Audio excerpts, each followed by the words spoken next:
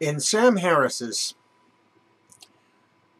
concept of moderate Christians, which he goes into to some extent here, it is indicative of his reasoning, which is primarily fallacious, in regard to many aspects of religion.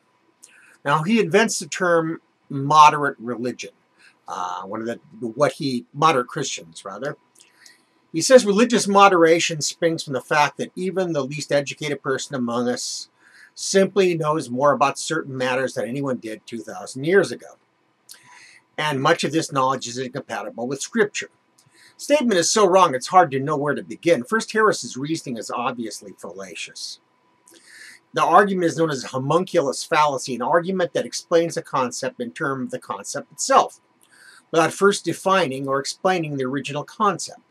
Harris invents a category called moderate Christians, but Christians themselves do not refer to themselves as such.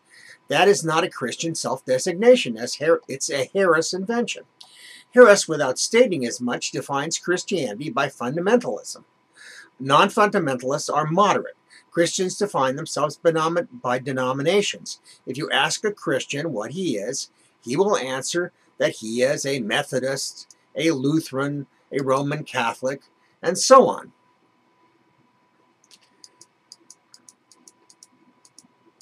Harris is basically uneducated in theology, hermeneutics, exegesis, biblical criticism, the history of dogma, sociology of religion, psychology of religion. None of those areas does he have any expertise whatsoever. He simply believes that as a scientist, he can make these general sweeping statements, and because he says them, they're true. It's an appeal to authority.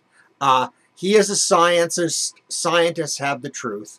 Therefore, what he says is true. But in most cases, it's counterfactual. Let's take another one of his famous arguments, and that is that religion is basically unthinkable without the fear of death or the idea of an afterlife. Faith-based religion is what he stated. However, it's simply not the case. Historically, many early religions did not have an afterlife. Judaism didn't. Earliest forms of Hinduism didn't. Many of the other primitive religions or paganisms did not have a view of the afterlife either. Some did, some didn't. The primary purpose of early religion, it appears from those who are religious anthropologists and study the history of religion, is an attempt to ameliorate their physical situation by the gods helping them grow crops, not have their children eaten by their enemies, and so on and such and such. It appears that afterlife were very vague in many religions and almost non-existent in others. So once again, he is wrong.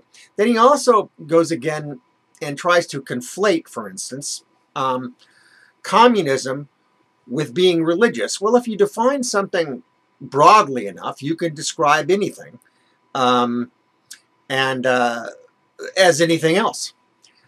Because he claims that Maoism, for instance, and communism follow a religious model.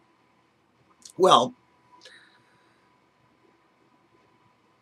there have been tyrants long before there was Christianity. And there were followers long before there was Christianity or Buddhism or any other religion except perhaps the indigenous religions of the people who follow the leader. So while it is true that people do talk about communism in terms of its destructiveness as being due to atheism, I don't think that logically follows necessarily. It is a fact that neither can you say that it was due to Christianity as a model. Marxists absolutely despise the religious model.